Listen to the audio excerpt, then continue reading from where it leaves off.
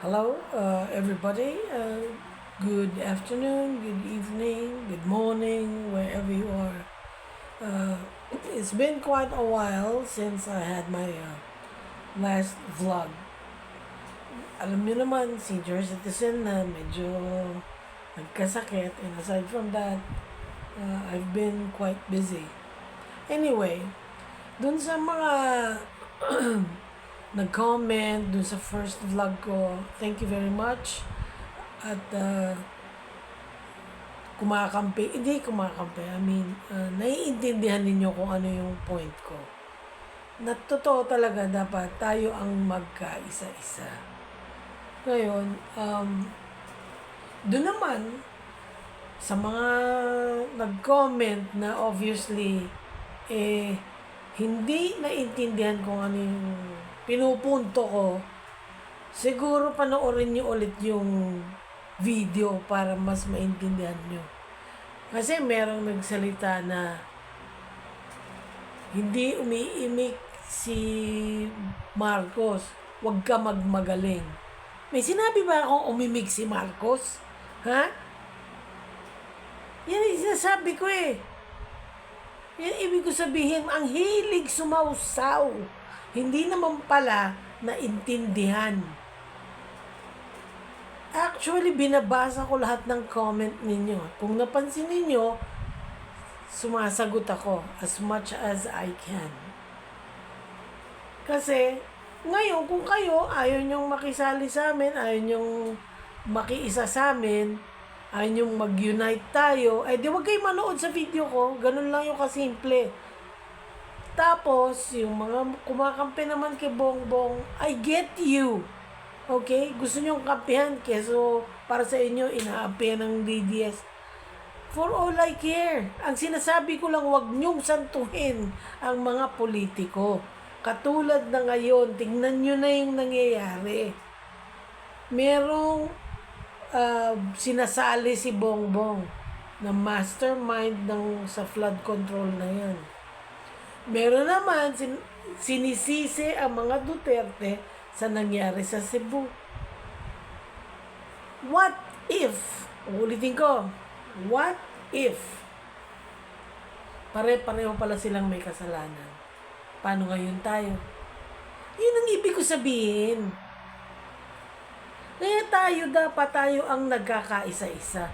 Gusto nyo rally dito, rally doon. Yung ginagawa nyo, malayong-malayo doon sa pinakaunang people power.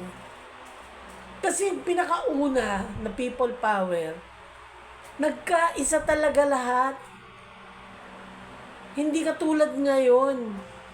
Siraan dito, siraan doon. Siraan dito, siraan doon. Hindi ganun. Kampihan dito, kampihan. Huwag ganun. Kasi, kagaya niyan, 2 taon na lang, tapos na yung termino ni Bongbong. O pagkatapos nun, anong plano nyo? Diba? Tapos, meron pang, ito namang mga makaduterte, nagmamadali, agawin. 2 taon na lang, hindi kayo makapag-intay. Sus Mariosep. Ano ba? May appointment, nagmamadali? May taxing nag-iintay? Ha? O tain-tain na kayo? Nakakainis na eh. Mag-intay na lang kayo. Yung sinasabi ko, suportahan nyo kung sino yung naupo. Suportahan nyo. Ngayon, kung meron kayo hindi gusto sa ginagawa niya, gawan nyo ng paraan, tayo, mag-unite, magreklamo. Hindi yung ganunan kayo ng ganunan, no? Para kayong Tapos pag meron katulad ko, nagsasalita ng ganyan, naiinis kayo. Ha? Tulad yan, ako pa daw nagmagaling. Ano ba? Diyos ko. Baka mamaya, for all you know, yung nagsalita na yun hindi ka pa nagagawa ng magulang mo, nandito na ako sa mundo. Kaya mahiya ka sa akin. Bago ka magsalita, na wag akong magmagaling. Yun ang problema dito sa atin Wag daw ako magmagaling. Hindi ako nagmamagaling, Sino ang nagmamagaling sa atin dalawa? Ikaw, kumuda ka, sumali ka sa sumausaw ka, nagkomento ka, mali pa. Di ba? Yun ang ibig ko sabihin, panoorin yung mabuti bago kayo bago kayo mag-comment. Eto pa, second topic. Bakit yung 3 araw na ni-request ng iglesia naging 2 araw na lang? Well, ang balita ko, tinapos na lang nila ng 2 araw na dahil sa ginawa ni Amy. Siguro iniisip yung namuno sa rally na yan ng iglesia, may nag-umpisa na ganun si Amy, baka kung sino-sino na sumunod na kung ano-ano na ang sabihin. Na maging cause pa ng violenteng rally. Ayos na sana peaceful rally sana sila Tuman si Amy, ang masasabi ko lang sa'yo, how could you do such a thing? My God, I know how Bongbong would feel para sabihin mong adik yung kapatid mo, yung asawa, pati yung mga anak. Anong klase kang kadugo?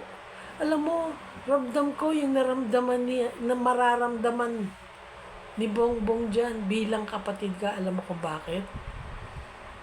Nangyari sa akin yan. Masakit yan. Biruin mo, hindi biro yan.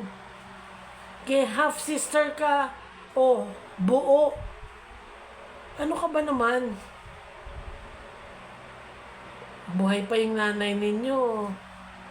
Nang dahil lang sa pagiging politician ninyo, gagamitin mo yung ganon. And besides, di ba sabi mo, 3 years ka nang hindi nakakapunta ng Malacanang? So how the hell did you know? Ha? At saka, sinuportahan niya. Bago pa yan, naging gobernador, naging senador.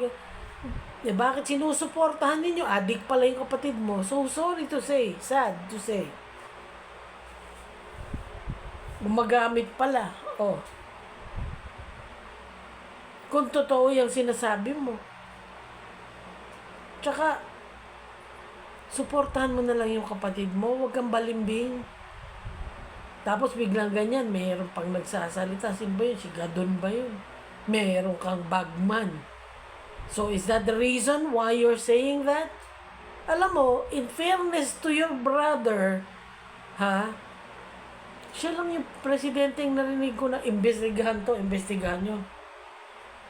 Yung sa flood control na ikulong ang dapat makulong. Walang gumawang presidente pa na ganyan. Tapos ngayon, imbis na suportahan mo, panganay ka pa naman, huwag kang ganyan. Nung araw, medyo natutuwa pa man din sana ako sa'yo, tapos bigla kang, kung kailan tumanda ka na, tsaka ka nagkaganyan. Ano ka ba? Sino gusto mong ipalit? Pabababain mo yung kapatid mo? Sino paupuin mo? Sino ipapalit mo? Yung nakasuot ng Snow White? Ha? Hindi ko nga, ano ba? What is she doing these days? Nananahimik siya. I need to know. I have the right to know. Why? Because you are earning from me. I am a taxpayer. Yun ang nakakalungkot. Tapos merong iba naman na yung iba naman, kayo, yung mga involved sa sinasabi niya na flood control na yan, na scam na yan, huwag kayo kaagad react ng react. Kasi hindi lahat yan, 101%, hindi lahat yan, totoong may kasalanan. Hindi lahat yan involved. Huwag kayo kaagad react ng react. Huwag alisin niyo yung ugali na react ngayon, sisi bukas. Tapos kawawa ang tao, binash na ninyo ng binash. In the end, wala palang kasalanan. Meron bang magsosorry sa kanila? Na-offend nyo na yung tao. Iniskandalo nyo na. Binigyan nyo na ng ganong napakatinding kahihiyan. Tapos, wala palang kasalanan. Hindi pala kasali doon. Bibigyan ko kayo ng example kung sino yung sinasabi ko.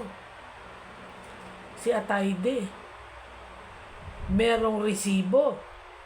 Ito palang mga diskaya, umuutang dun sa ama, parang hindi ata napautang. Yun ang iginante, dinamay ngayon. Ginawan ngayon ng kwento. Ngayon, sa lahat sa inyo na nag-react ka agad, anong balak nyo? Wala na lang, gano'n na lang, thank you. Sorry, akala kasi ganito, akala ko ganito, ganyan. Yan ang alisin ninyong ugali. Maraming namamatay sa akala. Tsaka itong mga panahon na ngayon, alam mo, yung mentalidad ng tao, dapat iniingatan natin ang bawat isa. Ang dami nang mga nag-suicide.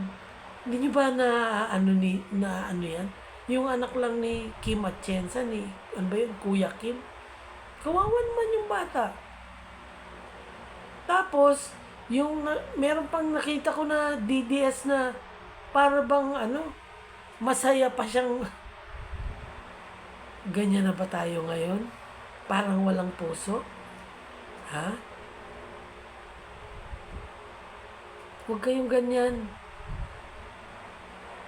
Mas maganda yung maging mabuting ka sa kapwa mo. Ibalik natin yung kauna-unahang ugali ng people power. Yun ang tunay.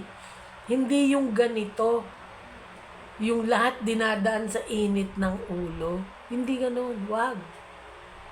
Wag nyong hayaang yung susunod na henerasyon maging ganyan din. Hindi tayo aasenso pagka ganyan.